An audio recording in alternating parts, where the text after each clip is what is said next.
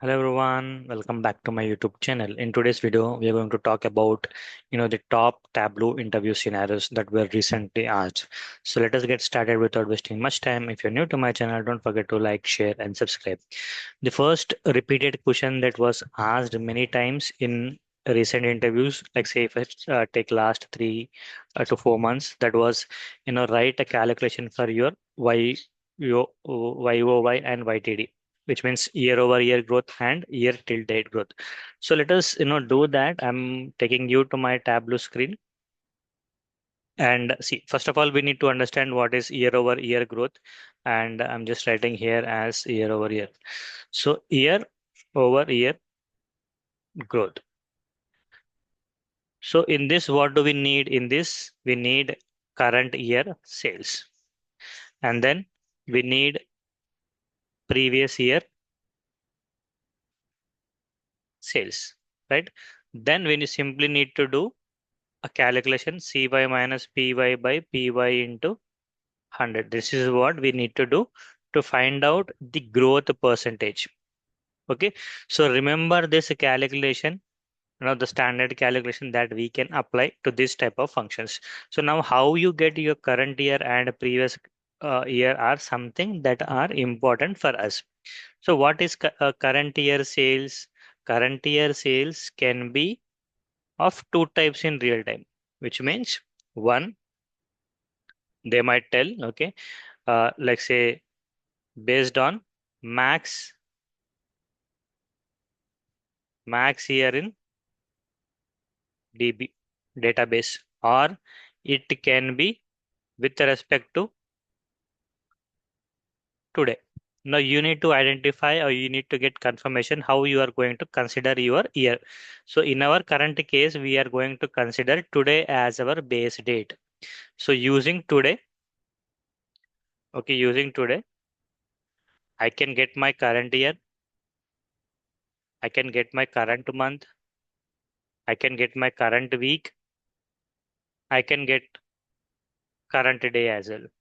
So these are all I can get using my function that is called as a today, which will give us or which will print today's date. Okay, I'm going to use that for my advantage. The simple calculation I'm trying to write to get my sales. So here I'm just trying to find out my current year sales and I'm writing it as CY sales, which will tell that okay, it is a current year sales. Now, how am I going to identify if my year of today? So if I use this, what will we get? We will get, so like if I'm just converting this into dimension and I'm bringing it into label, it is giving me 2024, which is my current year, right? So if my current year of today is equal to today, I got this is equal to my year of order date. Because I am taking my sample superstore, you can take whatever your database date is. If my current year is equal to the same year in your database, then give me sales. Simple. Okay. But the challenge is, see, currently we are in November, right? So, but if we take our order date and drop it here in the view, we have data from 2021 till 2024. So I'm just trying to go at a month level so that you understand. So here, if you see in 2024, we have data till December. So my point is we do have future data. But when I say year over year growth, we want to consider only that data that is less than today, right? So we also need to write that condition, and order date is less than or equal to today. Simple. So I'm just giving a simple condition which will tell Tableau to consider all the data that is less than today and which is also in the current year. So if this condition matches, so I'm writing all of this in a bracket, then give me sales and end it. Else I'll write else 0 end it. Okay. So this is your basic calculation to find out year over year growth. Okay. So if I click on apply, okay, you'll get some value. You can convert this into measure and sum. Now you see you got data only till November only. You see you do not have any data for this December. This is one way of validation. This is your current year sales. Okay. Likewise, if you want previous year sales, you can simply go here. I'm just duplicating this and I'm converting this into previous year, and I'll just write it as PY sales. And here year of today, which means whatever my current year is, from that I'm going minus 1. Okay, which means what, 2024 minus 1 will give me 23. 23 is equal to the same year. Okay, and then this will remain same. Okay, even if you don't write this, I think it should be fine because we are in previous year, right? So we do want to consider everything. Okay, so then sales and it. Okay, what did we miss? I think we missed a bracket. Yes.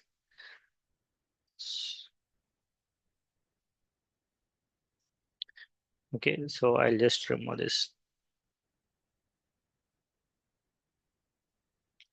Okay, apply. Okay, now I can remove this and I'll try for PY. It should give us the entire PY data. We got, again, we might need to consider this.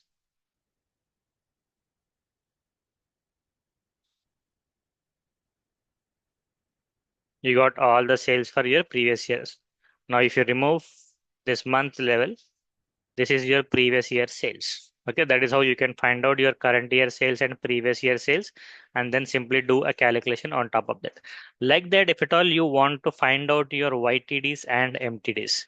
Now, what is now YTD? Year, year till date, which means all the data in your current year, which is less than today. Simple. So you need to remember that. Okay, even if it is like say month till date, means what, all the data in your current year, sorry, in current month and less than today. Simple. So that is your current month. Likewise, you can, speak about week, which means all the data in your current week and less than today. So that should give you your YTDs, MTDs and all. So I'm just trying to write a calculation for YTD.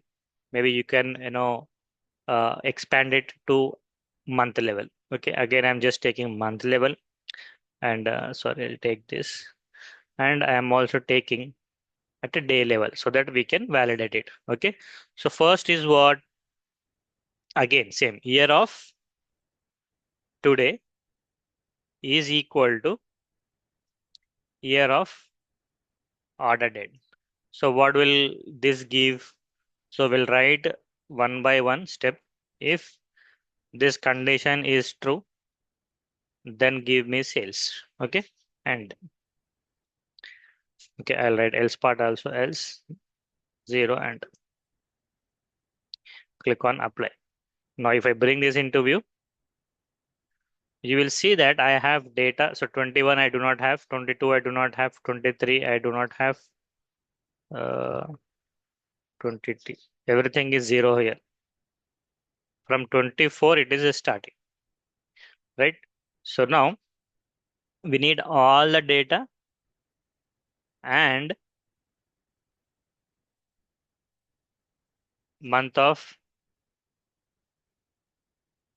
Okay, if I write simply write and order date is less than today. So you should get all the data is less than today. So if I go to November, we can validate here. October, November. Now you see, we are getting data till 11th only. Okay. So which is your year till date. Same likewise, if at all you want for your current month MTD, simply all you need to do is month of order date is equal to month of today. If I write like this, what will happen? This will give me your current month. You see here, everything has become zero. Only for my November, I have value. But because we are finding out MTD, month till date, then again we need to write one more condition and order date less than today. Simple, same condition. Now all of these dates will be gone. See, that way you can evaluate and you can build the logic that you need according to your situation. Okay, but this is how you can write calculations for your MTD and YTD or YOY. Now once that is done, you, you can validate and you can remove whatever the fields that you don't need, and that will become your month till date or year till date value. Okay, I hope you will remember it now for all the interviews that you attend in future.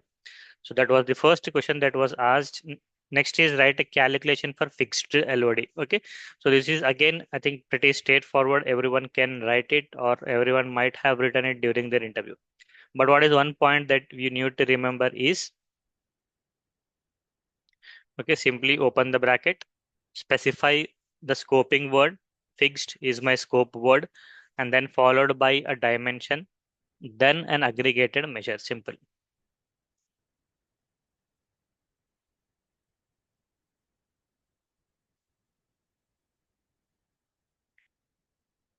Sum of sales and close it. Now, if I bring this into view, it will be at a category level. See, even if I try to drill down at multiple level, it doesn't matter. But what is important is if I don't use this dimension that I have used in the calculation in the view, then Tableau will not know and it will try to compute at a table level. See, this is how it works. Okay, so you need to remember what you are specifying. That is your fixed LOD. Then if I go back, what is the next question? Write a calculation for nested LOD. So nested LODs are again very important. It shows that you are aware of how to write or build logic based on the complex requirement that is given. Example I'm taking here as category and subcategory. Okay, and I'm taking sales here. So all I need is a minimum value for each furniture category. Like say if you observe here, what is the minimum value we have? Furnishing is in a minimum value here.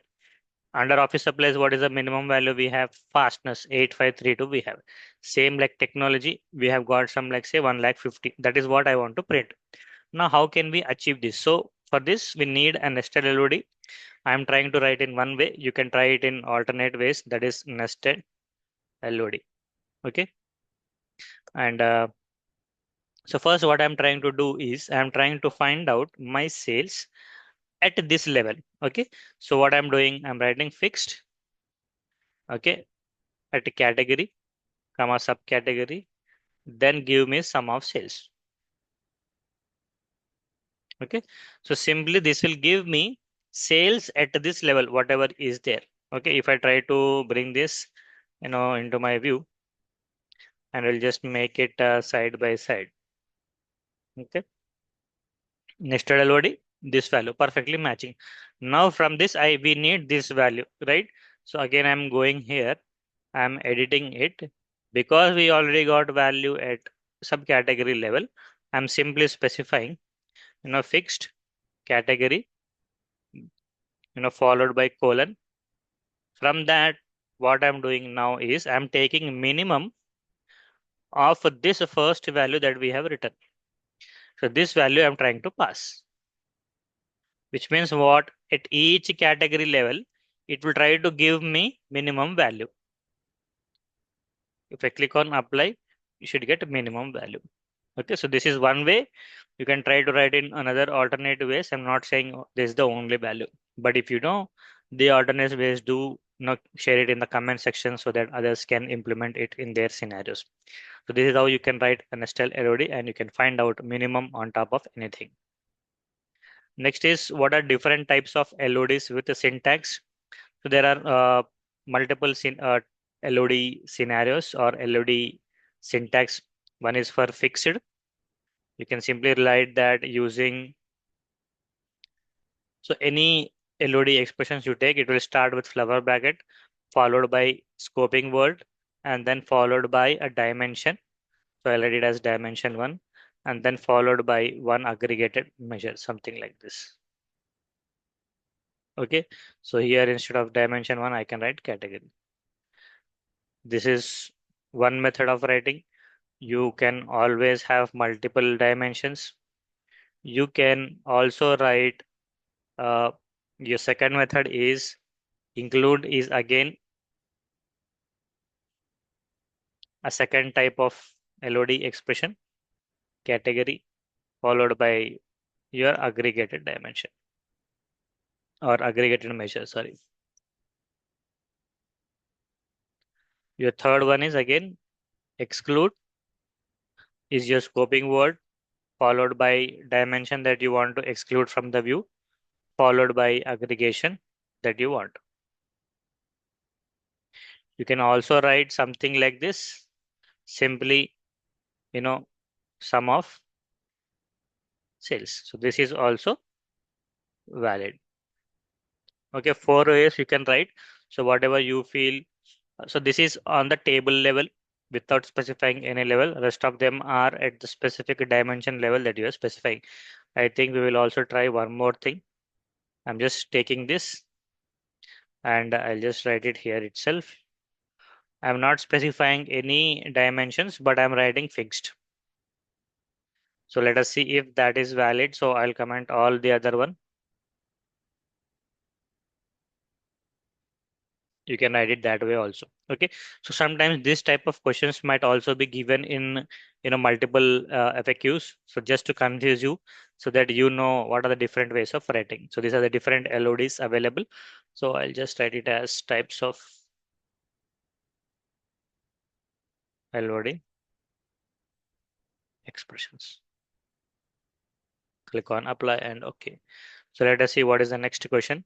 So what are the types of rank functions available in Tableau? So in Tableau, ranks play a very important role. So for that, I have created a simple file. I've taken employee name and I've taken salary just to show you. So these are the salaries we have. So now what we need to focus here is try to observe the ranks here. Purposely, I have taken this repeated numbers 6,000, 4,000, 4,000, 3,000, and 2,000, 2,000, like that. Now let us see. I'm writing it as rank. Okay, and I'm writing it as rank of sum of sales, sum of salary, followed by descending. So this is your normal rank.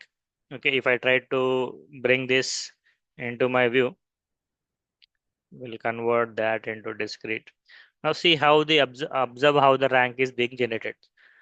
Because I have taken as descending order, my maximum salary got the first rank. Okay, followed by second highest rank 4,000, which got a repeated number called as 2.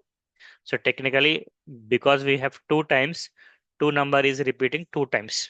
But the next rank after two, 3 is being skipped because we have repeated this two times. So we got 4.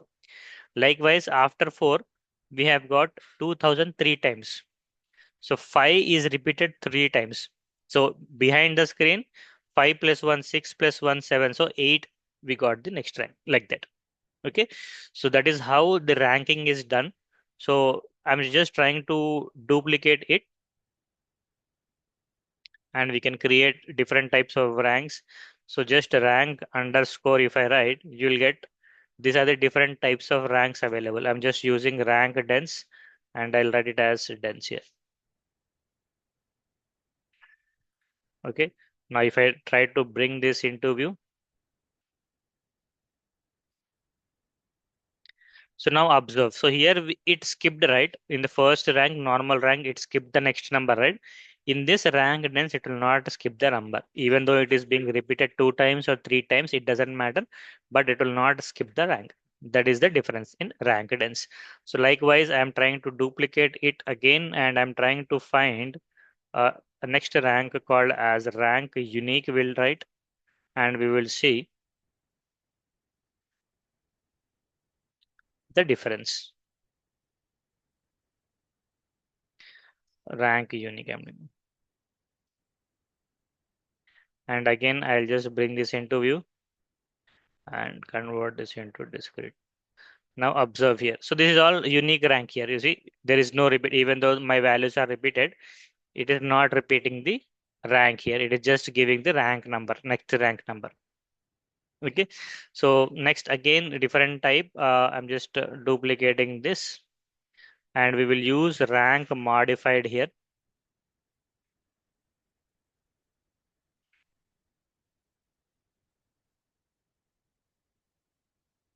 And here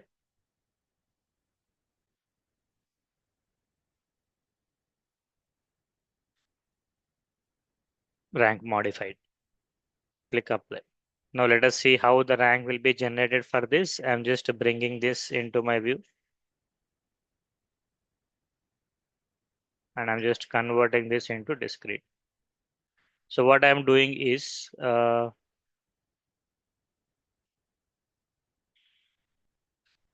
just bring this into right next to this. Okay, why are we adding all one?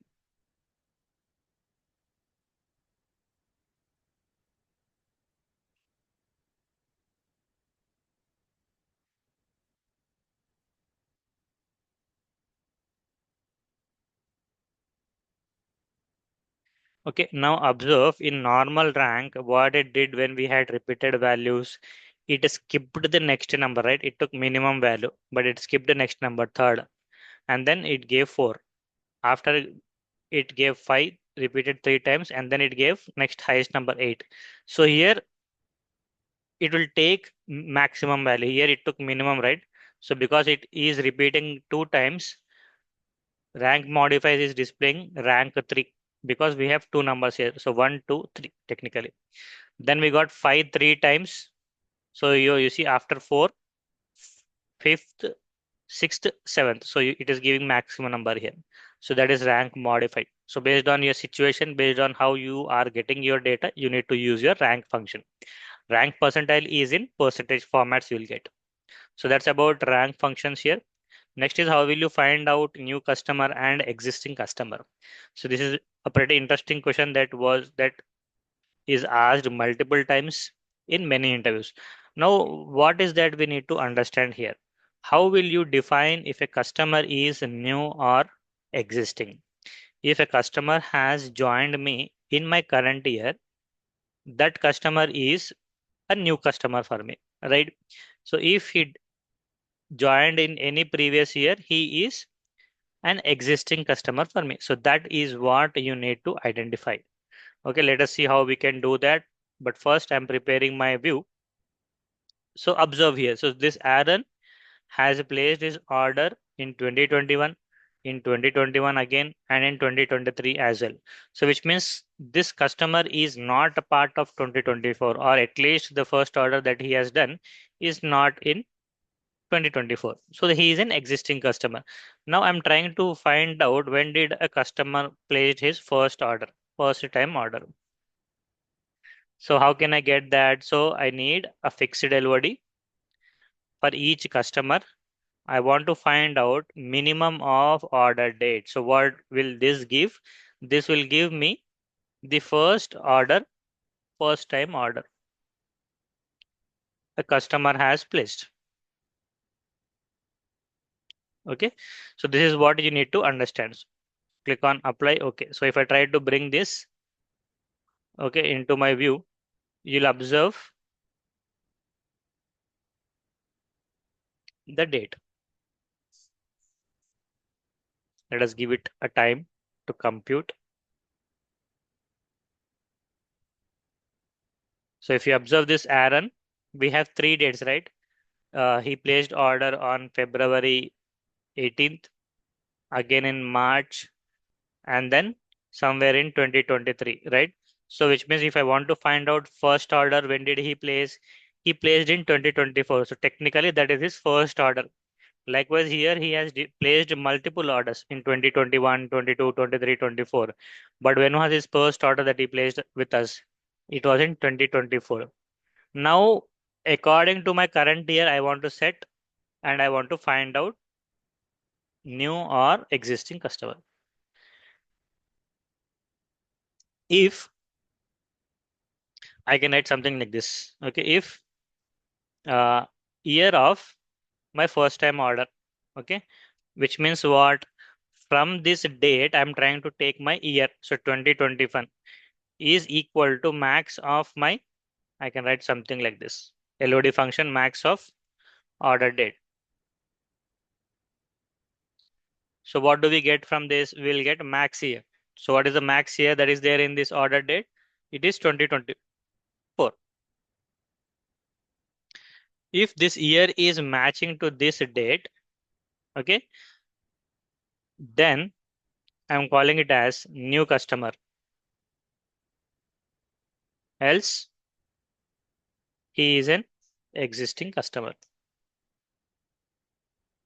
and end it. That's it.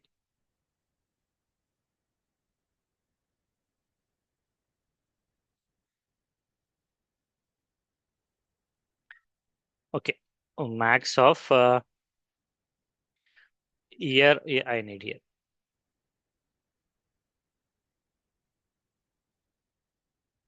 Okay. Click on apply. Okay. Now I'm just bringing this into view. Now you see we got existing customers, but we want to validate for new customers. So I'm bringing it into filter shelf and I'm taking only new customer. So observe this now. So this Christina has placed his first order with us in where 5th November 2024 he placed. So technically in 2024 this customer has placed his or her first order. So becoming a new customer.